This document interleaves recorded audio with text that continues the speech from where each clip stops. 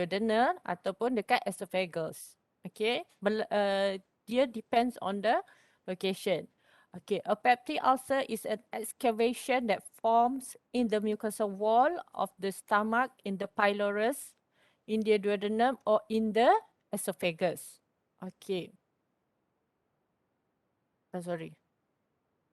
The erosion of a circumscribed area may extend as deep as the muscle layer or through the muscle to the peritoneum dia. Erosion ni kita panggil apa ni? Allah lah. Tak ingat dah. Erosion tu macam luka lah. Okay.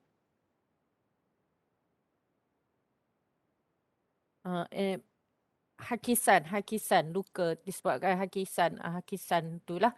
Okay, classification dia, peptic ulcer is classified into gastric, duodenal ataupun esophageal ulcer. Gastric ulcer tends to occur in the laser curvature of the stomach near the pylorus. Kalau ni gastric ulcer. Ni pylorus dia. Badan dia. Pylorus bukan badan, pylorus body. Okay. So, duodenal ulcer, peptic ulcer are more likely to occur in the duodenum than in the stomach. Ni duodenal ulcer. Dekat duodenum kita ni. Esophageal pula, esophageal ulcer berlaku as a result backward flow of hydrochloride from the stomach into the esophagus. Okay, kalau backward maksudnya hydrochloric acid tu balik. Dia backward lah. Boleh pada esophagus kita ni.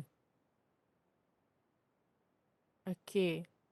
Pathofisiologi, katakanlah macam tadi Helicobacter pylori infection akan berlaku chronic superficial gastritis menyebabkan peningkatan asid dalam ni gastric acid juice ni. Boleh menyebabkan peptic ulcer. Okay, ni gastric juice acidic. Dia secrete. Excessive amount of gastric juice are released into the stomach. Okay, excess secretion eventually break down the lining of the stomach, forming an ulcer. Bila terlalu banyak gastric acid ni, dia boleh menghakis kulit perut kita. Okay, berlakulah ulcer. Okay, the erosion is caused by the increased concentration or activity of acid pepsin or by decreased resistance of the mucosa. Okay, hakisan ni disebabkan oleh peningkatan asid pepsin lah. Yang menyebabkan kurang, dia tak boleh nak protect mukosa tu. Okey, berlakulah kerosakan pada mukosa. So, cannot secrete enough mucus to act as a barrier against hydrochloride. Okay, acid secretion, patient with duodenal ulcer secrete more acid than normal. Kalau berlaku dekat duodenal ulcer, dia banyak lagi acid yang dia secrete. While patient with gastric ulcer tend to secrete normal or decreased level of acid. Ni kalau berlaku dekat duodenal ulcer. Okay, decreased resistance, damage to the gastroduodenal mucosa result in decreased resistance to bacteria and those infection from the H. Helicobacter pylori bacteria mungkin akan berlaku. Okay, statistik and epidemiologi dia. Peptic ulcer disease berlaku both genders dah dan juga tak kira lah umur berapa pun boleh berlaku. Okay, peptic ulcer disease occurs with the greatest frequency in people between 40 and 60 years of age. Maksudnya dia kerap kali berlaku pada umur 40 hingga 60 tahun. Okay, it is relatively uncommon in women of childbearing age, but it has been observed in children and even in infants. Common masa umur kanak-kanak dia lah. Okay, after menopause, the incidence of peptic ulcer in women is almost equal to that lelaki lah ni, to that man. Okay, etiology, there are three major causes of peptic ulcer disease: infection with Helicobacter pylori, chronic use of NSAID, and pathologic hypersecretory disorder. Contohnya Zollinger-Ellison syndrome ni. Berlaku gangguan patologi. Okay, dia terlalu banyak keluarkan asid. Okay, hypersecretion. Okay, Helicobacter pylori research has documented that peptic ulcer result from infection with the gram-negative bacteria H. pylori, which may be acquired through ingestion of food and water. H. pylori damage the mucus coating that protects the stomach and duodenum. Ini biasalah berlaku infection, maka dia boleh menyebabkan mukosa, lapisan mukosa tu semakin menghakislah. Okay, pada perut dan juga duodenum. Okay, salicylate and NSAID. Macam biasa, macam gastritis juga, NSAID boleh menyebabkan ulcer formation. Okay, various illness, ada pancreatitis, hepatic disease, Crohn's disease, gastritis, and Zollinger-Ellison syndrome. Excessive secretion of hydrochloride is the stomach may contribute to the formation of peptic ulcer juga. Irritants, ingestion of milk and caffeine beverage, and also increased hydrochloride secretion. This contribute by accelerating gastric emptying time and promoting mucosal breakdown. Ini biasalah disebabkan oleh makanan. Okay, risk factor dia. Okay, Helicobacter infection pada yang berlaku pada low socio-economic status lah.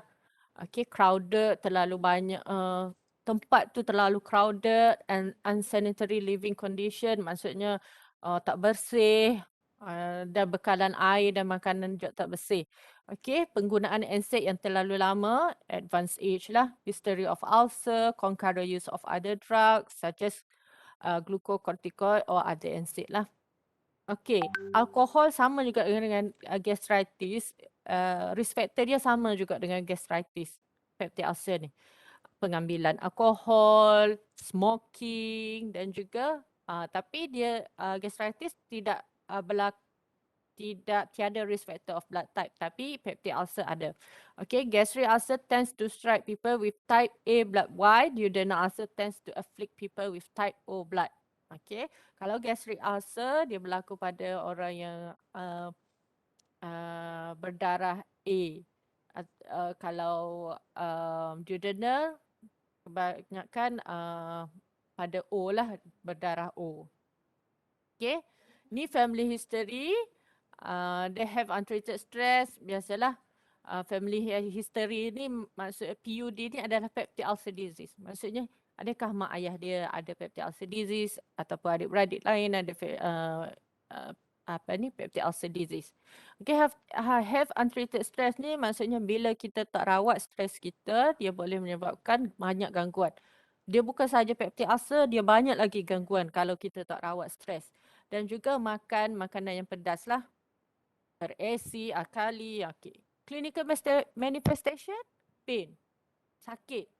As a rule, the patient with an ulcer complains dull, gnawing pain or burning sensation in the mid-epigastrium or the bed that is relieved by eating. Maksudnya bila dia sakit, dia boleh relief dengan makan. Okay, pyrosis ataupun heartburn kita panggil, sakit ulu hati, is a burning sensation in the stomach and esophagus that move up to the mouth. Okay, vomiting disebabkan oleh result from obstruction of the pyloric orifice caused by either muscular spasm of the pylorus and mechanical obstruction from scarring. Ini disebabkan oleh ada parut pada tempat tu, location of the ulcer tu, dan juga dia boleh menyebabkan muscular spasm. Maksudnya boleh menyebabkan kejang otot di kawasan pyloric orifice tu. Boleh menyebabkan dia reflux balik. Jadi patient akan vomit. Okay, constipation and diarrhea. Constipation or diarrhea may occur probably as a result of diet and medication. Okay, bleeding. 50% of patients may present with GI bleeding as evidenced by the passage of the Melinus stool lah ataupun Terry stool. Okay. Complication. Of course lah, bila berlaku ulcer akan berlaku hemorrhage. Okay, hemorrhage, the most common complication occurs 10% to 20% of patients with peptic ulcer in the form of hematemesis or melena. Okay, najis dia keluar darah lah. Perforation and penetration. Perforation atau penembusan is the erosion of the disebabkan oleh hakisan through the gastric serosa into the peritoneal cavity without warning. While penetration is the erosion of the ulcer through the gastric mucosa into adjacent structure. Maksudnya dekat penetration ni dia boleh tembus ke peritoneal cavity kita. Okay, dan juga kalau penetrate pula, dia boleh penetrate pada structure yang berdekatan dengan perut tu. Okay. Pylori obstruction. Pylori obstruction berlaku apabila area distal to the pyloric sphincter becomes scar. Maksudnya dah jadi parut dah. Dan dia stenos, maksud stenos ni dia semakin mengecil. Ataupun kita panggil stenosis. From spasm or edema or from scar tissue that forms when ulcer alternately heals and break down. Okay, ataupun disebabkan oleh pylori obstruction ni boleh berlaku pada kawasan distal pyloric sphincter tu lah disebabkan oleh parut ataupun tempat tu semakin stenosis, semakin mengecil, semakin ni boleh menyebabkan spasm atau edema. Okay, dia dia boleh berlaku ulcer lah. Okay, assessment and diagnostic finding, kita buat esophagogastroduodenoscopy, confirm the presence of an ulcer and allow cytologic studies and biopsy to rule out H. pylori or cancer. Macam tadi lah, di scope. Okay, scope sampai duodenum, okay, dia tengok. Ni berlaku dekat duodenum. Okay, duodenal ulcer. Ni gastric ulcer. Ni. Okay, then kita buat apa? Kita buat physical examination. Okay, a physical examination may reveal pain, epigastric tenderness and abdominal distension lah. Kembung perut. Okay. Bila dia doktor tekan ni akan rasa sakit lah. Ataupun dia akan rasa tender dekat tu. Okay. Then kita buat barium study. Barium study of the upper GI tract mention and ulcer. Okay, tengok dekat mana ulcer dia tu. Ni putih-putih ni sebab dia telan barium swallow ni. Okay. Okay, ni endoscopy is the preferred diagnostic procedure because it allows direct visualization of inflammatory changes, ulcer and lesion. So dia tengok, dia scope, okay nampak ulcer dekat sini. Yang ni nampak ulcer ni. Macam ulcer dekat awak punya dalam mulut tu, kadang-kadang kita ada ulcer tu, gitulah berlaku dekat perut. Okay, occult blood, stool may be tested periodically until they are negative for occult blood. Tengok ada darah tak. Okay, ni macam ni dia buat. Blood, stool blood. Okay, carbon 13, 13C, urea breath test. So dia akan ada barang ni, so patient akan test dia punya ni lah. Reflex activity of Helicobacter pylori ada. Okay, medical management apa dia? Dia lebih kurang sama lah dengan medical management untuk gastritis. Kita bagi antibiotik untuk bunuh Helicobacter pylori. Combination of antibiotics such as clarithromycin, amoxicillin ataupun metronidazole. Dia ni semua adalah antibiotik. Okay, be sure to take full antibiotic prescription, biasanya 7 hingga 14 hari. Okay, proton pump inhibitor sama juga, reduce acid by blocking the action of the part of the cell that produce acid. Medication omeprazole, lansoprazole, pantoprazole, osimeprazole. Okay, long-term use of proton pump inhibitors, particularly at high dose, may increase your risk of hip, wrist and spine fracture. Disebabkan oleh kerapuhan tulang dia, jadi kita akan bagi calcium supplement. Medication to reduce acid production, acid blockers, histamine H2 lah. Reduce the amount of acid release into your digestive tract, which relieves gastritic pain and encourage healing. Acid blockers include ranitidine, famotidine, cimetidine, nizatidine. Din ni ingatlah, dia adalah acid blockers. Okay, smoking cessation, kena berhentilah. Kena berhenti merokok. Dia kalau berhenti merokok boleh mengurangkan secretion of bicarbonate. Okay, strongly encourage to stop smoking, refer patient to program stop smoking lah. Okay, dietary modification. Makan, eat 3 balanced meals a day. Makan makanan yang berkhasiat lah. Eat between meal snack. If this help control pain, avoid bedtime snack. to avoid acid secretion at night. Okay. Eat slowly and thoroughly. Maksudnya dekat sini, biasa kita tak makan lah 2 jam sebelum tidur, tak boleh makan. Sebab bila kita makan, sebelum kita tidur kita makan, so dia boleh proses pencernaan tu memerlukan acid secretion. So dia lagi sakit. Okay, stress reduction and rest, increase rest during healing. Okay, kena banyak berehat lah. Participate in recreation and hobbies that promote relaxation. Maksudnya, gilah berjogging ke, buat aktiviti lain ke. Okay, follow up care, monitor doses of medication, assess any of the complication, assess for candidate for gastric surgery. Ni kalau perlu surgery lah. Advice to stop smoking coffee and other caffeinated beverage, alcohol and ulcerogenic medication. Contohnya NSAID lah. NSAID banyak menyebabkan gastritis dan juga peptic ulcer. Management jika berlaku pendarahan. Okay, assess for faintness, dizziness and nausea. Test for occurred blood. Okay, and monitor vital sign frequently. Biasanya akan berlaku tachycardia, hypertension atau tachypnea kalau berlaku pendarahan. Insert CBD untuk monitor intake output.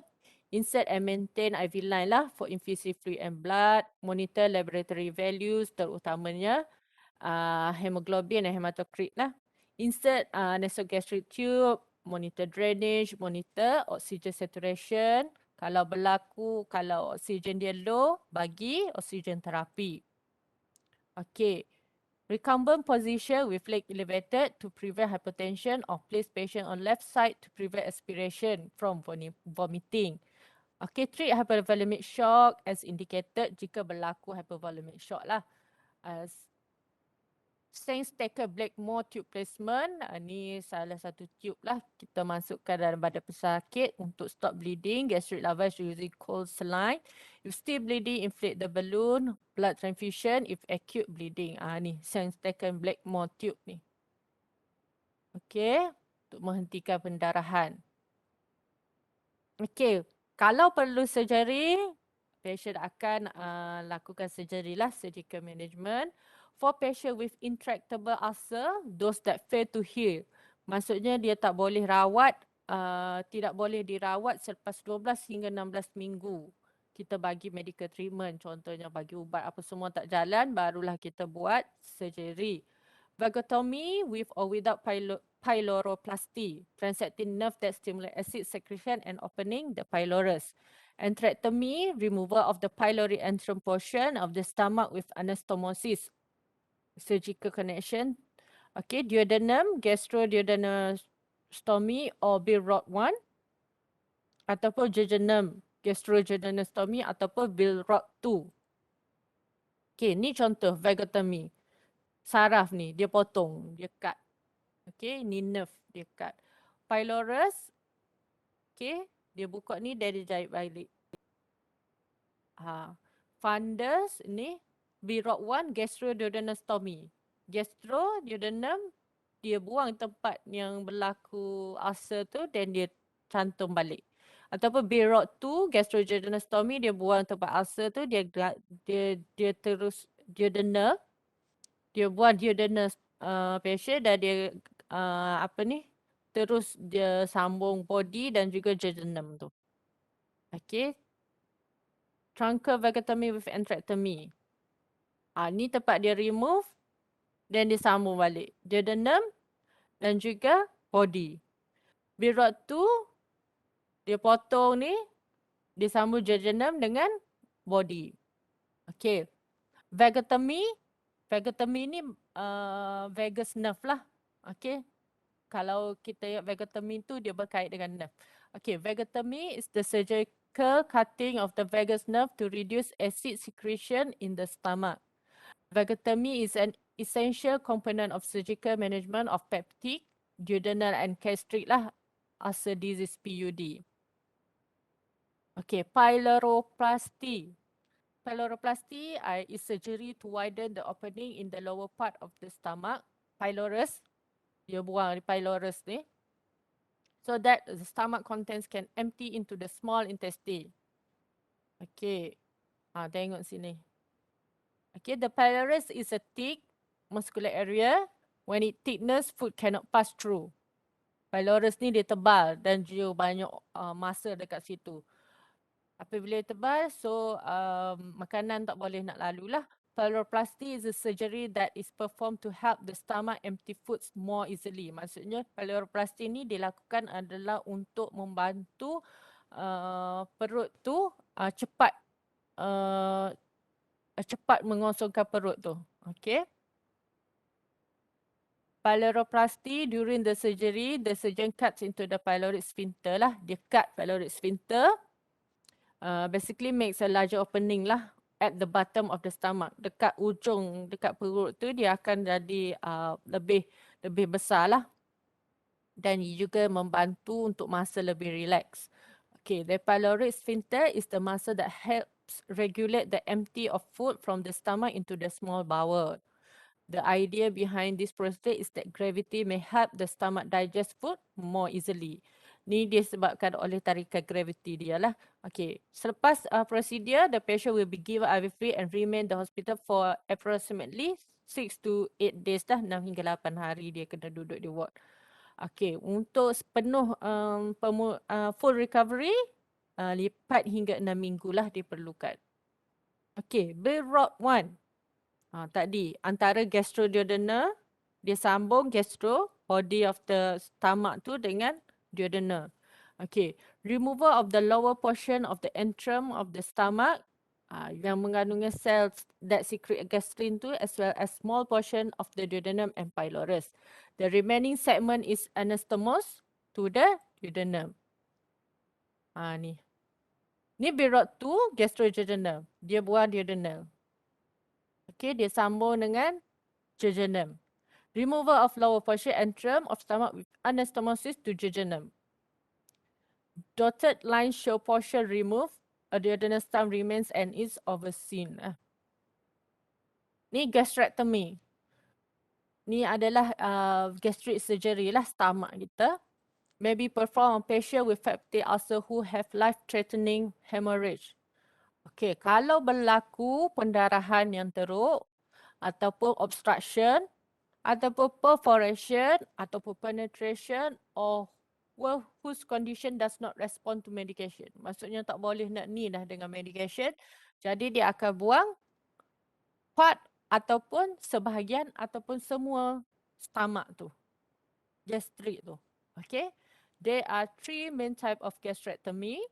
Kita ada partial gastrectomy. The removal of a part of the stomach. The lower half is usually removed. A full gastrectomy ataupun semua dia buang. Entire stomach. Ni contoh dia. Kita ada fundus, cardiac body, pylorus. Ni part off. Ni bottom ataupun penuhnya. Sepenuhnya. Okay, nursing management.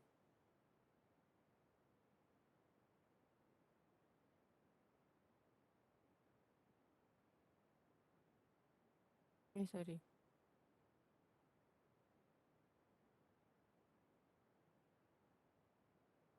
Okay, nursing management. Letih dah saya baca ni. Saya nak suruh siapa pula baca ni?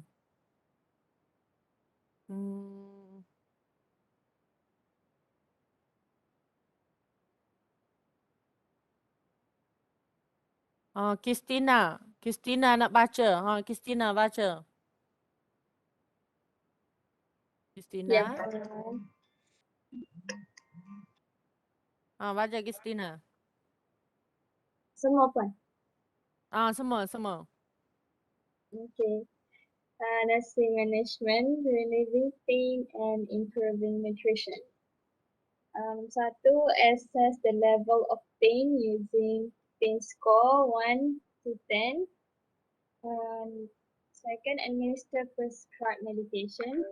Third, avoid aspirin, which is an anticoagulant, and foods and beverages that contain acid-enhancing caffeine. For last, tea, coffee, chocolate, along with decaffeinated coffee.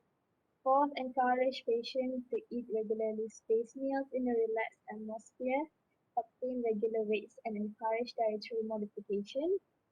5, encourage relaxation techniques such as deep breathing and sit comfortable position. Okey, terima kasih Christina. Okey, siapa dia ni? Sufi. Okey, Sufi. Bagi apakah prescribed medication yang kita nak bagi dekat patient? Bagi contoh satu. Kalau kata administer prescribed medication, kalau awak jawab dalam exam, administer prescribed medication baru dapat setengah markah je. Okey, kita nak dapat full mark ni, satu markah ni. Apakah contoh medication kita nak bagi? Antibiotik. Antibiotik apa?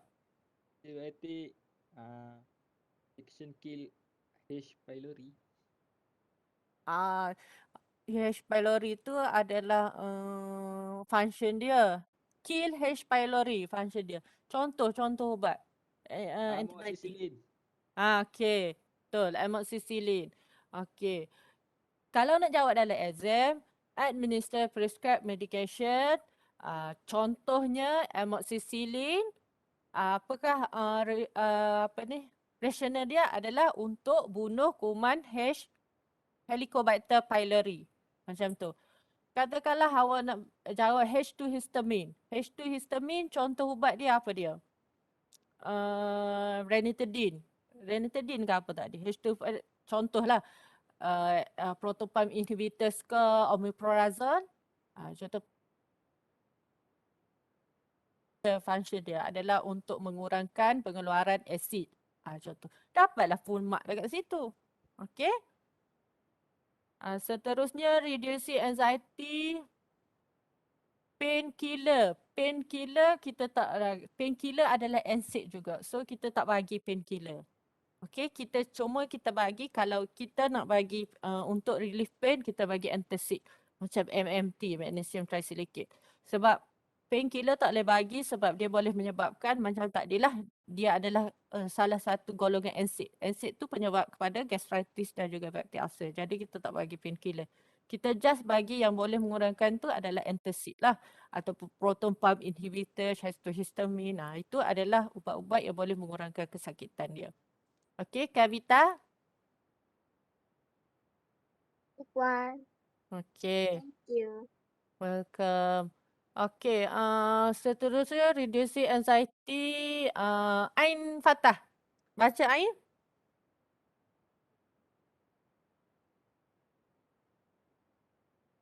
Reducing anxiety, first assess what patient wants to know about the disease and evaluate level of anxiety.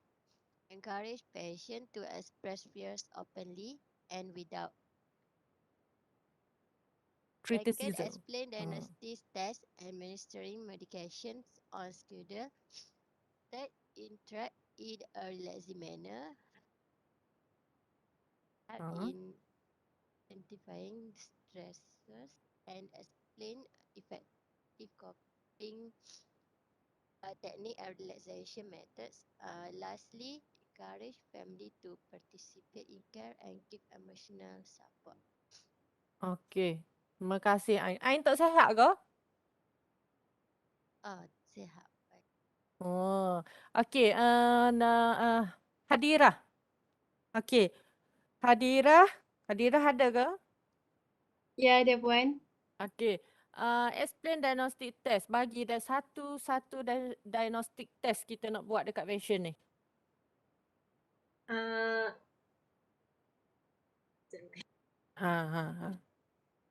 Diagnostic test. Apa dia? go to Puan. Ya, go to tu. Apa namanya? Endoskopi. Endoskopi. Tujuan dia untuk apa? Endoskopi tu. Apakah rasional dia? Kita buat endoskopi. Rasional dia sebab kita nak tengok banyak mana dah ulcer tu terjadi dalam perut tu. Okey. Kalau dah exam, okey. Katakanlah reducing anxiety, explain diagnostic test, contoh, example endoskopi. Okey, rasional dia adalah untuk tengok tahap keterukan ataupun tahap ataupun lokasi berlaku ulcer tu. Itu adalah rasional dia. Okey, seterusnya adalah weight loss and anorexia. Satu biasalah assess weight ataupun berat badan pesakit lah macam tadi. Rasional dia adalah untuk kita plan intervention kita. Okey, BMI, kena tengoklah BMI patient. Kita kena kira adakah patient tu dah tahap kurus, kering, dehidrasi, biasanya patient akan turun berat badan lah. Refer dietitian untuk tengok apakah menu ataupun kita nak plan dietary modification dia macam mana. Okey, bagi feeding ni untuk bagi macam TPN tadi tu. Okey, total parenteral nutrition, ataupun kita sediakan menu ataupun diet untuk dia lah, provide small frequent meals as tolerated, dan juga kita akan monitor berat badan pesakit. Adakah dia semakin bertambah ataupun semakin berkurang. Okey, promoting fluid balance. Daily fluid intake and output are monitored lah. Buat IO chart. Okay, untuk tahu dehydration. If food or oral fluids are withheld ataupun kita withhold, IV fluid kita ganti dengan IV fluid. Electrolyte values kena ambil darah patient lah untuk tengok adakah sebarang keabnormalan lah. Biasanya kita ambil RF abuse lah. Sodium potassium chloride kita nak tengok. Nurse must be alert for any indication of hemorrhagic peptic ulcer. Kena alert. Patient ada vomiting of blood, hematemesis, tachycardia, hypertension. Okay. Patient vital sign monitor untuk tengoklah keabnormalan dia. Jika berlaku pendarahan, monitor and managing complication. Ni adalah complication of peptic ulcer lah, pendarahan. Assess patient dizziness, nausea, faintness. Before or with bleeding, test tube for occurred, monitor vital sign frequently. Okay, masukkan urinary catheter, monitor intake and output, insert and maintain IV line, monitor laboratory values, insert and maintain a nasal gastric tube and monitor drainage, monitor oxygen saturation and administering oxygen therapy lah kalau SpO2 dia semakin menurun. Place the patient in recumbent position with the leg elevated untuk prevent daripada hypotension, or place the patient on the left side to prevent aspiration from vomiting lah. Dan juga treat hypovolemic shock as indicated. Okay. Kalau berlaku perforation ataupun penetration, note and report symptom of penetration. Contohnya patient akan sakit di belakang ataupun epigastric pain lah. Not relieved by medication that were effective in the past. Maksudnya sebelum ni dia makan medication, ubat, boleh relief. Boleh kurangkan sakit tu. Tapi bila makan tak kurang-kurang, mungkin kita akan suspect ulcer tu dah penetrate lah. Note and report symptom of perforation. Contoh sakit perut tiba-tiba, refer pain to shoulder, dia sampai ke sampai ke shoulder sakit, vomit, dan juga patient boleh collapse. Extremely tender and rigid abdomen. Maksudnya perut dia tu keras lah. Hypertension and tachycardia or other sign of shock. Okay. Home management and teaching self-care. Saya nak suruh Nurul Atikah. Baca Nurul Atikah.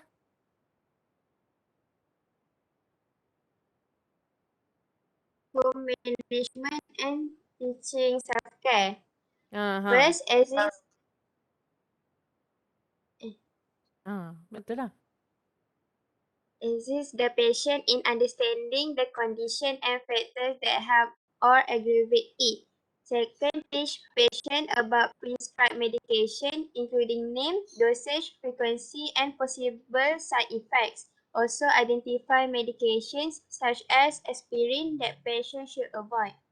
Third, instruct patient about particular foods that will upset the gastric mucosa, such as coffee, tea, colas, and alcohol, which have acid-producing potential.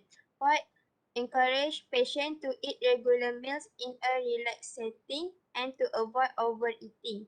Fifth, explain that smoking may interfere with ulcer healing. Refer patient to programs to assist with smoking cessation. Okey, terima kasih Atikah. Ni ke? Faham ke passion ni apa ni kita kena ajar, kita kena bagi tahu passion apa makanan yang dia tak boleh nak makan ataupun macam mana kita nak encourage passion untuk makan sikit tapi kerap. Okay. So alert patient to Yang last sekali adalah alert patient to signs and symptom of complication to be report. Complication dia adalah contohnya pendarahan.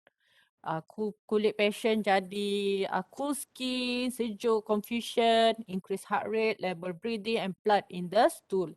Penetration and perforation, patient akan rasa sakit yang terlalu dekat perut lah.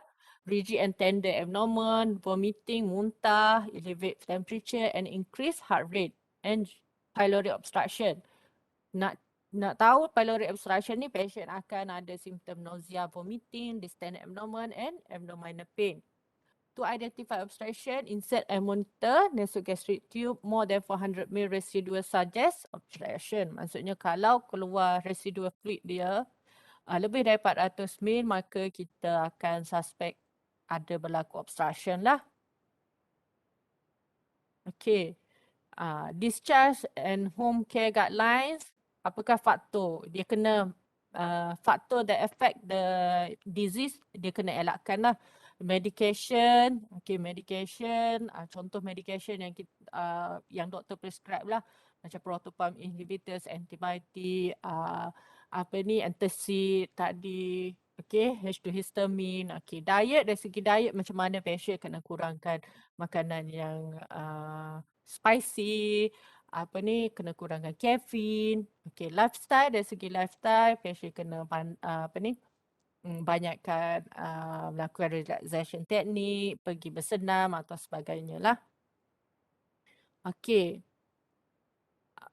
Nursing diagnosis biasanya acute pain lah. Macam tadi, acute pain related to the effect of gastric acid secretion and damaged tissue, imbalanced nutrition, anxiety, deficit knowledge. Tu semua dia lebih kurang sama dengan gastrik. So sampai situlah. So ada apa-apa soalan ke? Kita ada kuis satu lagi kuis.